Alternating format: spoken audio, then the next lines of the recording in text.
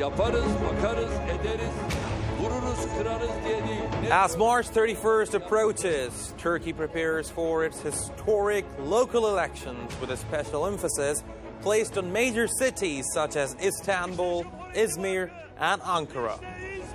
How will the ruling AK Party maintain its successful policies that have helped turn Turkey into a global power? Let's find out in this episode of The Brief.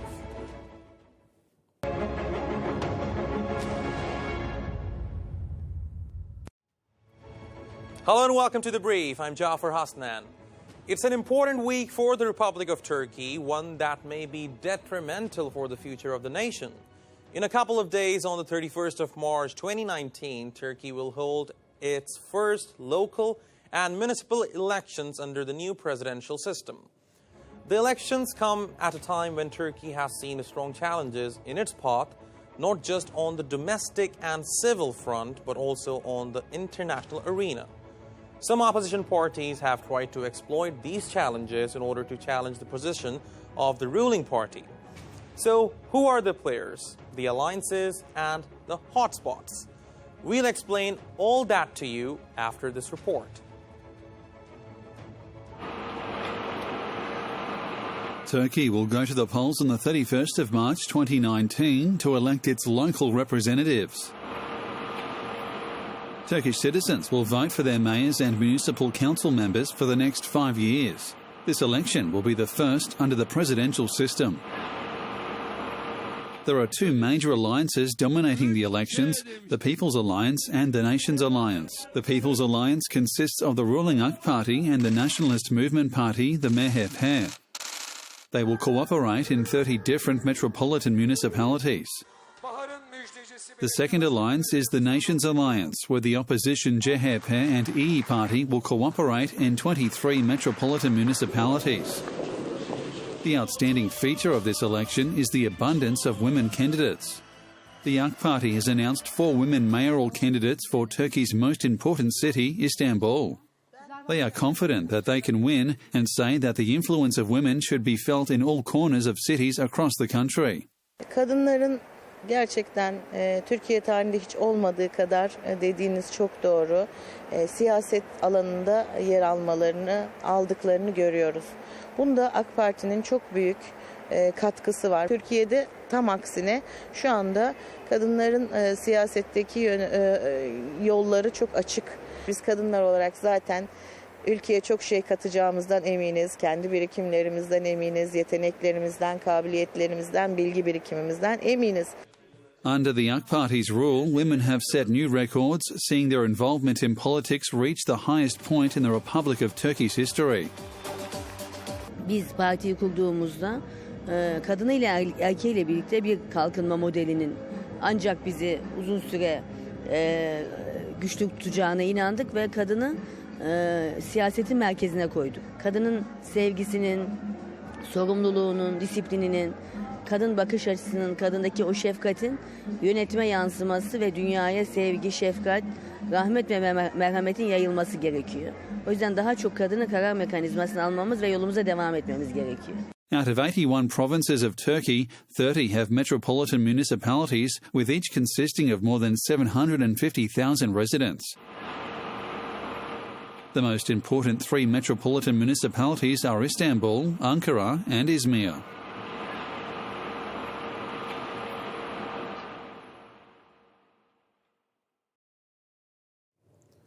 Welcome back. Turkey is all set to host the local elections on the 31st of March 2019. Preparations are underway. Many political parties are campaigning all across Turkey. Right now, we will try to explore how these local elections will take place and who are the candidates and the parties. Now, we start off with the details of Turkey's local elections, which are due to take place on the 31st of March. And Turkey holds these elections every 5 years, just like the presidential ones. And 2019 elections followed 2 landmark elections. Number 1, 2017 constitutional referendum. Through this referendum, Turkey moved towards an executive presidency system. And last year, we witnessed that the Turkish President Recep Tayyip Erdogan came out as a winner and the first executive president of the country. In 2018, presidential and parliamentary votes, which we witnessed in 2018 on the 24th of June. Now, position elected in the local elections are metropolitan and district municipal mayors. Before I move on, a quick information for you. In total, there are 81 provinces in Turkey.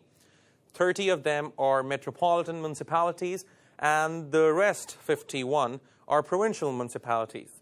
3 of the most important metropolitan municipalities are Istanbul, Ankara, and Izmir. Now, the Turkish people will be electing metropolitan and district municipal mayors, provincial and municipal councillors, neighborhood wardens, also known as muhtars, and elderly people's council. So definitely there will be a lot of ballots in the upcoming elections. Let's move on. Now, a quick comparison of what happened in the previous elections and what are the expectations from this one. Previous elections took place in 2014, and AK Party came out as a winner with 42.87% of the votes, followed by CHP at 26.34%, MHP at 17.82%, and BDP and HDP at 6.29%. Then you have the presidential elections, the first executive presidential elections in Turkey, which took place in 2018. The Turkish President Recep Tayyip Erdogan came out as a winner with 52.59% of the votes. And he was followed by Muharrem İnce, the candidate of the Nations Alliance from CHP. He secured 30.64 votes. Then Selahattin Demirtas from HDP, 8.40. And then Miral Akşener from the E Party, also known as the Good Party, 7.29 votes. And now let's take a look at what happened in the constitutional referendum. 51.41% of the Turkish people voted yes to the constitutional referendum, which basically switched the Turkish constitution to a new executive presidential system. And the result of that presidential elections we saw in 2018. Then, along with the presidential elections of 2018, there were also parliamentary elections of 2018. We'll quickly take a look at what happened in those elections. There were 2 alliances mainly. The People's Alliance formed between the AK Party and MHP. Then we had the Nations Alliance, which was formed among CHP, E Party, and then you have HDP as an independent party running in these elections. The People's Alliance in the parliamentary election secured 53.66% of the votes. And if I break them down to the parties which belong to this alliance, AK Party secured 42.56%, and then MHP secured 11.10%. In total, their alliance secured 53.66%. The Nations Alliance, CHP, secured 22.65%, and the E Party secured 9.96%. And then you have HDP, which secured 11.70%. We move on. Now, when we talk about these elections, as I mentioned earlier, there are 3 most important metropolitan municipalities when it comes to Turkey's local elections. And these are Izmir, Ankara, and Istanbul. Now we will take a look who are the candidates from these famous cities. From Izmir, People's Alliance has announced Nihal Zeybekci as AK Party's candidate, and the Nations Alliance has announced Tunç Soyer. Just a quick recap, even for the local elections, AK Party and MHP have formed a People's Alliance, and the CHP and E Party have formed a Nations Alliance. In Ankara, we have People's Alliance candidate Mehmet Oğuz Haseki and Nations Alliance candidate Mansur Yavaş from CHP. Then Istanbul. It is also deemed that Istanbul is one of the most important cities when it comes to Turkey. And it's usually said in the Turkish politics, whoever wins Istanbul wins all over Turkey as well. So Istanbul People's Alliance have announced a very important name in Turkish politics, Binali Yildirim from AK Party. And then you have Nations Alliance, Ekrem İmamoğlu. Now, Binali Yildirim is a very prominent figure in Turkish politics. He's one of the founding members of AK Party, and he was also the former Prime Minister of Turkey, former Transportation Minister, and also the former Speaker of the Parliament. So definitely someone with a lot of experience. Now, when we look at the mega projects in Istanbul only over the last 20 years during the governorship of AK Party, since 1994, we have seen a significant improvement, especially in Istanbul. A lot of mega projects were built in Istanbul, and some of these are Istanbul Airport, one of the biggest airport in the world, and annually this airport will be able to host 150 million passengers per year. Yavuz Sultan Selim Bridge, also referred to as the third bridge of Istanbul. Then you have Marmaray, the underwater metro, or you may call it a tube, which connects Asia to Europe from under the Bosphorus. Then you have the Euro-Asia Tunnel, in Turkish they call it Avrasya Tunnel. This also connects Asia to Europe through underwater. And then ongoing projects are Ataturk Cultural Center. This one is being built in Taksim. If you have been to Istanbul, you probably know of that. You've probably heard of that area. And then you have the Great Istanbul Tunnel. Now, before I move on, I forgot. Do we have any more barcodes or not? All right. So now, we sent our ANews correspondent, Merve Turgut, out on the streets in Istanbul to see what the Turkish people think about the upcoming local elections. Let's take a look.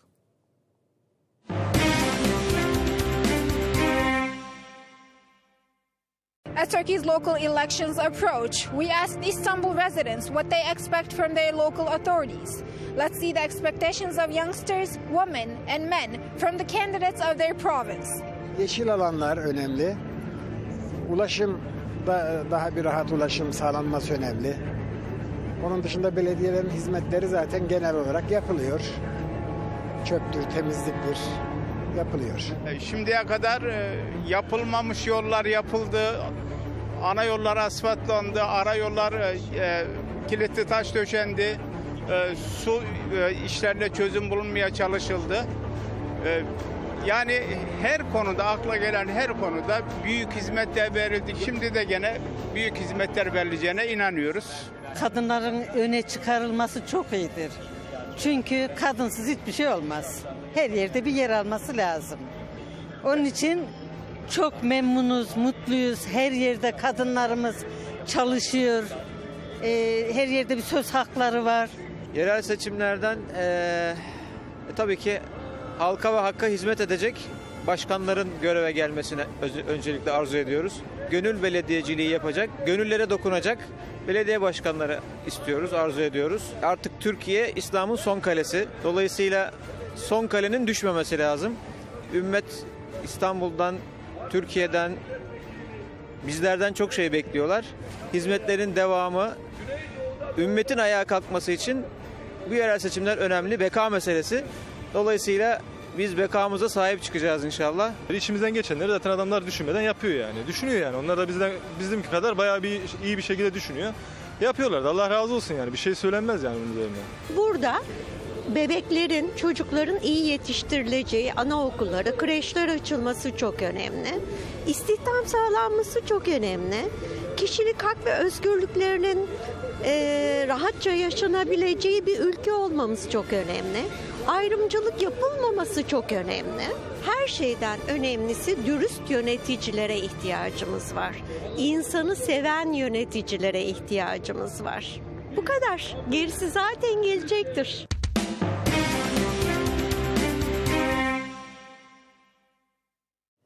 Welcome back, and joining me now to discuss Turkish local elections is Mr. Egemen Bagis, a former Turkish politician, former member of the Turkish Parliament, and the former Minister for EU Affairs and also Chief Negotiator of Turkey in accession talks with the European Union. Mr. Bagis, thank you very much for being with us. Thank you for having me. You're welcome. Now, let me start by asking you, how crucial are these local elections for the political landscape of the country?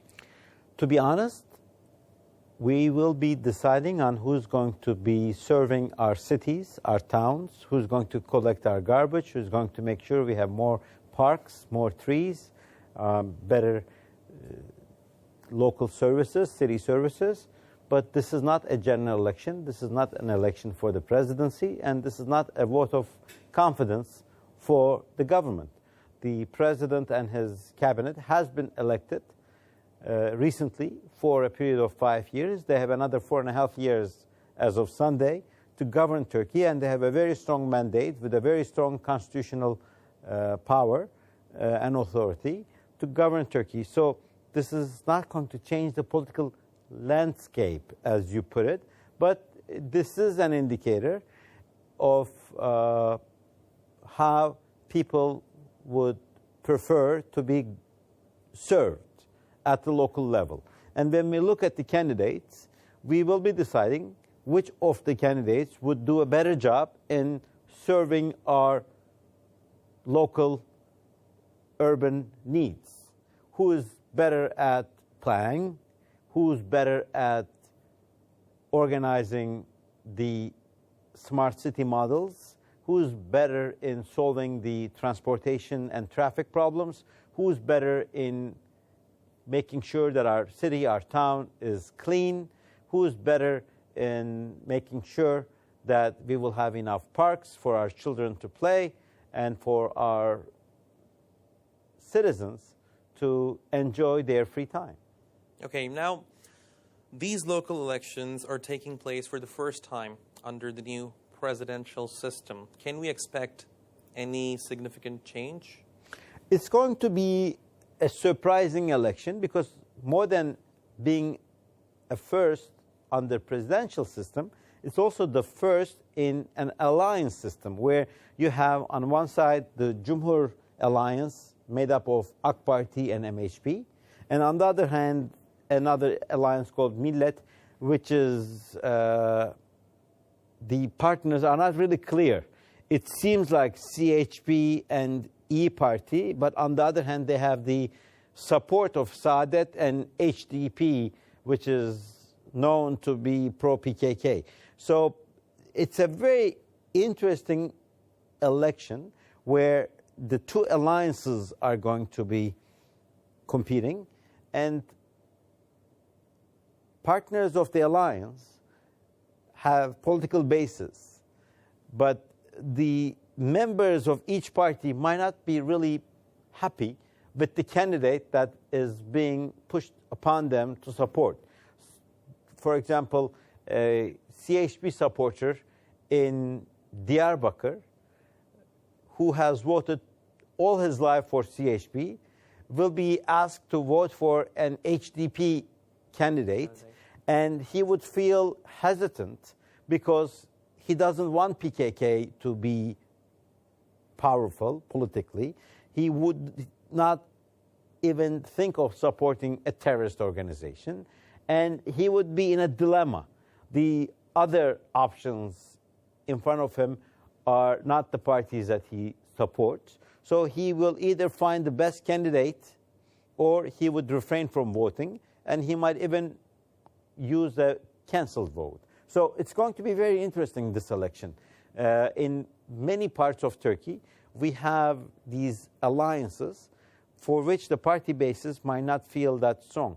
But when I vote for the mayor of my town, I would vote for whoever is going to make sure they can find the necessary resources, the budget, and the cooperation with the federal government, with the central government.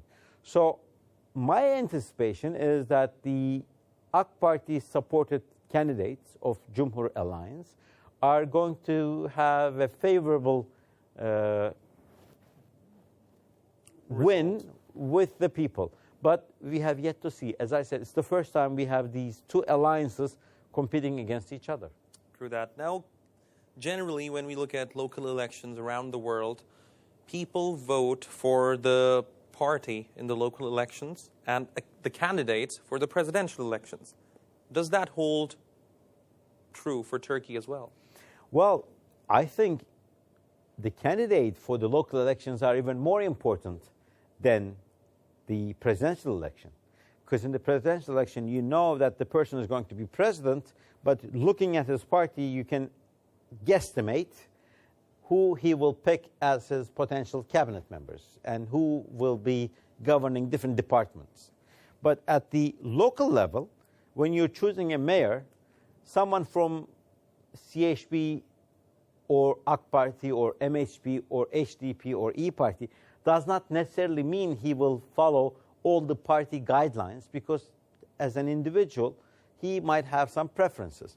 So when I look at the candidates, for example, for the greater municipality of Istanbul, on one side you have Binali Yıldırım, who has served as Director General for the waterways of Istanbul, who has served as Minister of Transportation for the country for more than 14 years, who has served as Prime Minister, and who has served as the Speaker of the Parliament. So he has this vast experience of achieving things, and he's been a very successful statesman. On the other hand, you have his opponent, Mr. İmamoğlu from CHP, who has only served for 4 years as mayor of a very small section of Istanbul, does not have any prior public service experience, does not have any other credentials that he can show that he can compete or be better than Mr. Yıldırım.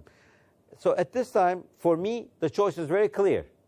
I will vote for the person who would serve me better, who has the necessary resources, experience, knowledge, who has made a vast network around the world to bring the solutions to my town, to my city. So for me, the choice is very clear. I go for Mr. Binali Yıldırım. But for those who want to take a risk, who like to gamble, they might want to go for this other chap who they think might be better. So this is going to be very interesting. But at the end of the day, making a logical decision, people would tend to vote for the right candidate. So the candidates are more important in local elections than the presidential or parliamentary elections. So we can say that they're as important as the party, or could be even more. I think even more. All right. Now, Mr. Baş, stay with us. As you may know, yesterday, ANews hosted the Turkish President Recep Tayyip Erdogan, where he talked about the upcoming local elections. Let's take a look at this report, then we will discuss it further with Mr. Egemen Bagis. Speaking exclusively to ANews on Wednesday about the upcoming elections in Turkey, Turkish President Recep Tayyip Erdogan said that the survey companies have made a big mistake.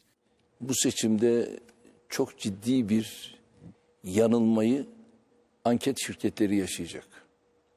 Çünkü anketlerden gelen bilgilere baktığımız zaman aralarında korkunç farklılıklar var. Birbirine yakın bile diyemeyeceğim kadar farklılıklar var. Ama meydana baktığınız zaman ben diyorum ki meydanlar yalan söylemez. Onun için bu anket şirketlerinin bu defa ben çok farklı bir yanılgı içinde olduklarını gerçek anketin yapılacağı pazar gününün akşamı göreceğiz. Underlining that the election on the 31st of March is a matter of survival for Turkey, he said that nothing will be able to divide the integrity of the Turkish nation. İttifakımız çok sağlam bir zeminde yürümeye devam ediyor. Temel sağlam, kaçak göçek yok. İnşasında da milletimiz var. Milletler de meydanlarda işte milletle beraber yürüyoruz. Cumhur İttifakı olduğu sürece bu topraklar üzerinde Kürdistan diye bir bölge inşa etmeleri söz konusu değildir. Mümkün değil. Bu ülkeyi bölemeyeceksiniz. Bizim ülkemizde Güneydoğu Anadolu bölgemiz var. Doğu Anadolu bölgemiz var. Karadenizimiz var. Akdenizimiz var. Orta Anadolu'muz var. Ege'miz var. Marmara'mız var. Ama öyle bir bölge yok bu ülkede. Evet. Onun için de biz beka meselesi derken Bunu boşuna konuşmuyoruz. İşte 31 Mart bir beka meselesidir. The Turkish president also reiterated that he is the president of all Turkish citizens in the country, adding that the AK Party has been carrying out public services excellently. Şu anda da tabii her ne kadar Cumhurbaşkanı olarak yani AK Partili bir Cumhurbaşkanı olsam da ben tamamıyla bu ülkede 82 milyonun Cumhurbaşkanıyım. Diğer siyasi partilerin olduğu yerlerde de hepsine çalışmalarımızı, hizmetlerimizi dört dörtlük götürdük. Niye? 780 bin kilometre bizim vatanımız ve biz bunun sorumlusuyuz. Ve tabii artık Türkiye'de hiçbir şey eskisi gibi olmayacak dedik. Yola öyle çıktık ve Allah'ın yardımıyla da, milletimin desteğiyle de gerçekten yeni bir Türkiye'yi inşa ettik, inşa ediyoruz. Welcome back. Now, Mr. Bosch, as we saw in the report as well, the Turkish president highlighted a very important point related to the upcoming local elections. He said that the survey companies are making a big mistake by misleading the Turkish people. What is your navigation through this? I've attended more than a dozen rallies with President Erdogan in the last 1 month. I've been to Hakkari, Şırnak, Siirt, Mardin, Adıyaman, Van, Yeni Mahalle in Ankara, many different parts of Istanbul, and the Istanbul Grand Rally. I can tell you that either the polling companies are lying or the rallies, the masses, the millions of people that come there are.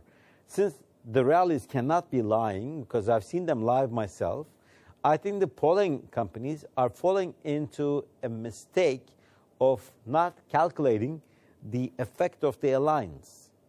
They might be asking people questions, but people are responding based on their traditional political aspirations or political attachments. However, when they go to the ballot box, they will vote with a conscience. Who's going to serve them better? Who's the best candidate of all the mayor candidates, of the options in front of them? And people will also ask other questions. I was talking to a couple of friends last night, and I think a question that people would ask, we all have seen what happened in Syria, and Turkey was generous enough to accept 3.5 million Syrians into Turkey, and we've been sharing our bread, our country with them, and we're happy that they came. But if there was a similar situation within Turkey, if there was an uprising in Turkey, where would we go? Is there a country who would be willing to accept millions of Turks today? The answer is no. So definitely we don't want our stability to be tampered with. On another note, another question is, I always ask myself, what would happen to me? And you should ask the same question to yourselves, and our viewers, the audience, should also ask for their own individual lifestyle. What would happen to them if the heinous coup attempt of July 15th had been successful? And when you think of it, the response is we need to keep the stability of this country together. So whatever we witnessed back in the Gezi protests in the December 17 and 25 of 2013, with the Kobani events, with the taking down of the Russian warplane, with the July 15 coup attempt, with the assassination of the Russian ambassador, with the currency crisis. Those were all attempts to create instability and possibly a civil war in Turkey. So to prevent that, I think people would go and vote for the best candidate who would serve them and make sure that no one feels the courage to try another attempt in Turkey to play with our stability or to threaten our stability. So I'm not really worried that we would have a big negative surprise, but we might have a big positive surprise. So the polling companies will have to adjust their scientific methods maybe, but I think the best polling company was Konda. I don't know if you followed their announcement.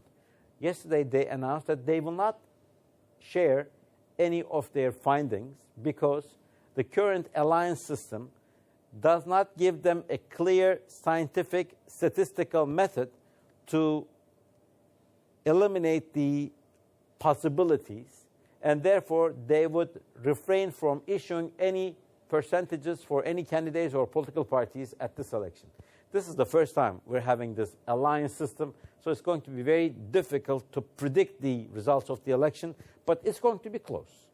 Because on one side you have the two parties that received 52% in the last presidential elections, and together they received around 45% in the parliamentary elections. On the other hand, you have the other parties that received the remaining of the votes, so 48% in the presidential elections, but more than 50% in the parliamentary. So it's going to be very unique. You might end up having mayors from one party and the city council from another party. True. Now, I think it will be good for our viewers to understand what has prompted the alliance system. Is it the 51% threshold or something else? The alliance system came about with the presidential elections back in June 24th of last year because we wanted to make sure we can elect the president in the first round or at least in the second round. And as you said, the 50% plus one threshold was very sensitive, was a must to win. But then we realized that this cooperation works and delivers results. So we said, why don't we continue with this? And the two parties that established the Cumhur Alliance, MHP and AK Party, decided to go together to the local elections. And as a result, that action created a reaction, and CHP started building alliances with the remaining parties. And we have a very interesting cooperation of uncommon parties together. I mean, predominantly the base of Saadet Party, for example, would not be possible for them to work with CHP or HDP, because those are parties from the left whose attitudes towards religion, which is very sensitive for Saadet, is not that high. But I guess their attitude is enemy of my enemy is my friend attitude, and that is going to backfire with their party bases. True that. Now, we'll stay with us, Mr. Bosch. We'll continue with the program. Now, let's take a look at the interview of the Turkish President Recep Tayyip Erdogan on ANews yesterday, where he spoke about Turkey's foreign policy and the controversial decision of the United States about Golan Heights.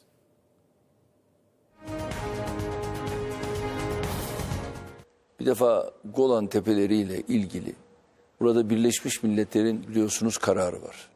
1967 kararı. Ve bu kararla Golan tepelerinin Suriye'ye ait olduğu Birleşmiş Milletler'in bir kararıdır. Turkish President Recep Tayyip Erdogan criticized United States President Donald Trump for his decision to recognize the Golan Heights as Israeli territory.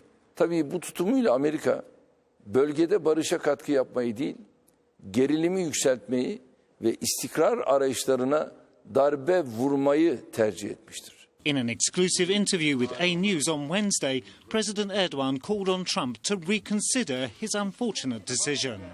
Sen kalkıyorsun, Amerika'da geleceğe hazırlık olmak üzere oradaki bazı Yahudi kuruluşlarına şirin görünmek için böyle bir adım atıyorsun. The Turkish leader also hailed Turkey's fight against terrorism at home and abroad. Çünkü terörle mücadele noktasında artık yeni bir dönemin içindeyiz. Yerli ve milli imkanlarımızla geliştirdiğimiz silahlar ve bunlarla da teröristlere artık göz açtırmıyoruz. Erdogan vowed to fight against terrorism until the last terrorist is neutralized. Çünkü biz bu terörü inşallah bitirmenin kararlılığı içerisindeyiz. Buradan taviz yok.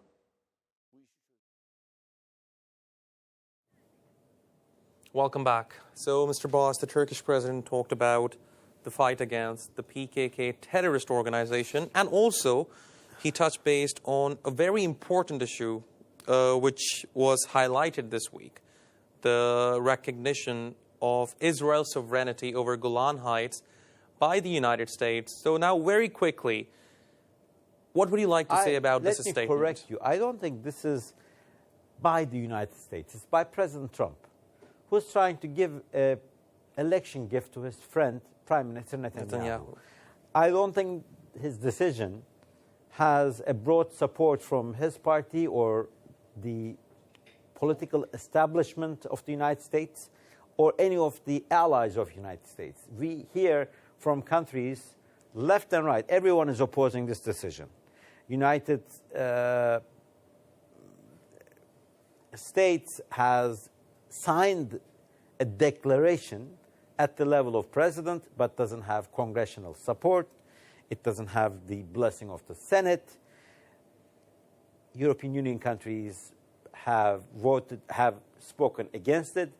All of the Security Council members, permanent members of the Security Council of the United Nations have made announcements against this decision.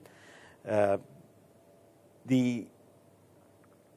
Organization of Islamic Conference under Turkey's leadership has convened, and they have criticized this, condemned this decision with very strong language. So this is just till April the 9th when Mr. Netanyahu needed some support. And I think come April 10, we will see a different approach to the Golan Heights issue. And realistically,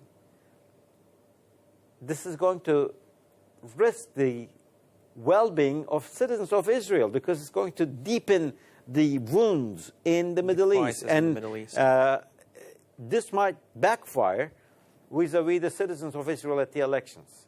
So while trying to help his friend, President Trump might be hurting Netanyahu's hopes to get re-elected because the Israeli voter will say, with this attitude, they are just putting more fuel into the fire and increasing my threats, the challenges, the security challenges of Israel.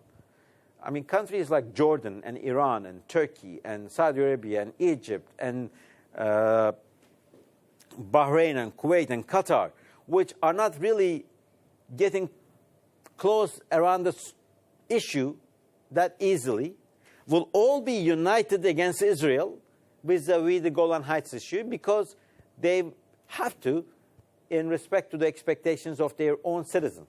So it could be definitely said that it will have a negative impact on the U.S. policy in the region. On that note, I wish we had more time. Mr. Egemen Bagis, thank you very much for being with us on The Brief.